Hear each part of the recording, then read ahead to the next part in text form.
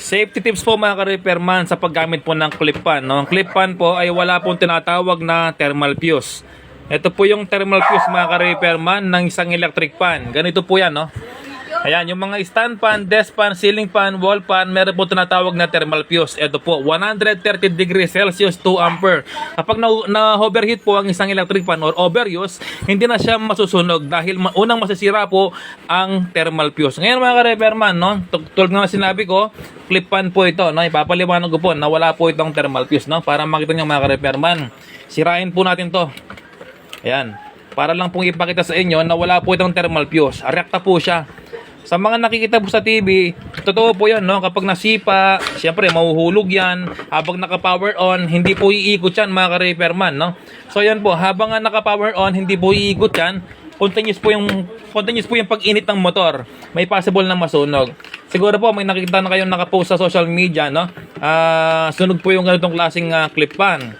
So okay naman siya mga ka-repairman, no? Tipid naman po sa kuryente, pero dapat po nasa paggamit din. Safety tips po, wag hayaan na mahuhulog syempre. Ilagay po sa matibay na stand. Maganda po kung bakal yung stand, matibay. So tsaka wag po ngayon ma-overuse mga ka-repairman, no? Kapag po kasi overuse, kahit naman anong bagay overuse, masisira po, no? Kahit anong bagay. Kahit matibay man 'yan. Kapag po overuse ang isang gamit, wala rin po. So kailangan din po ng pahinga kahit na anong man bagay, kahit branded man 'yan, no? So ayun po, ipapakita ko sa inyo mga ka-repairman na wala pong thermal fuse po ito, no? Ayan.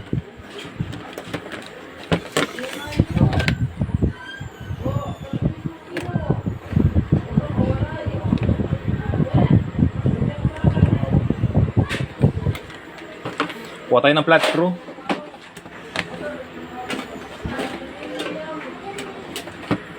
Flat screw. Ito. Para masungkit po natin yung clip niya, no? May lock po doon, no?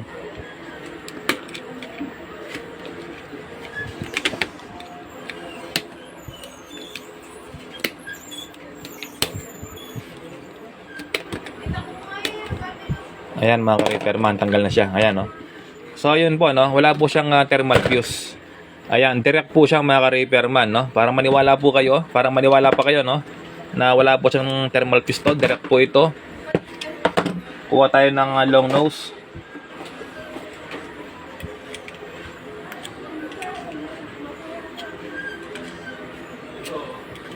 Hanapin po natin yung thermal fuse niya mga ka-repairman, no? Maghahanap tayo ng thermal fuse. Kung meron ba to.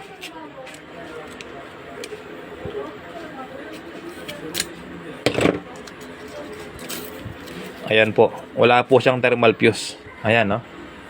Talagang binaklas po natin, no? Ng live. Wala po siyang cut. Ayan, walang putol yung video mga ka-repairman, no?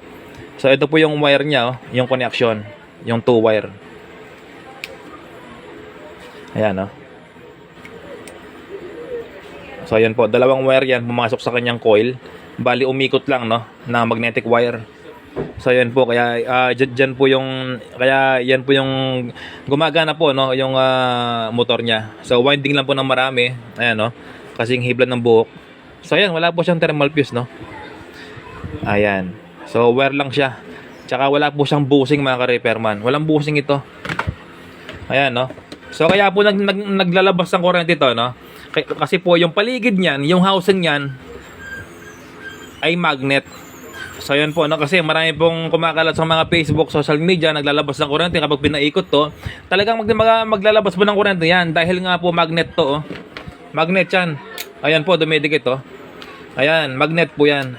Kapag po may magnet ng isang bagay, pati yung mga DC bolts, kapag pinaikot mo, may ilalabas po ng kuryente yan. Ayan, no. Ayan po yung magnetic, no. Magnetic motor po tawag dyan. Ayan. May magnet po sa gilid kaya naglalabas ng kuryente. Tapos wala po siyang bushing, no. Ang nakalagay lang, bakal siya ng diretso. Tapos, yun, sa gitna, plastic lang. Kaya kapag nag-overuse po to, sobrang gamit, may possible na maputpud po yan, malusaw. So, yun po, stock na, hindi nagagana. So, yan, no? Kaya ingat nga lang po sa paggamit. Okay naman to mga ka-repairman, no. Hindi naman siguro ilalabas to sa merkado kung delikado. Okay naman to. Ayan.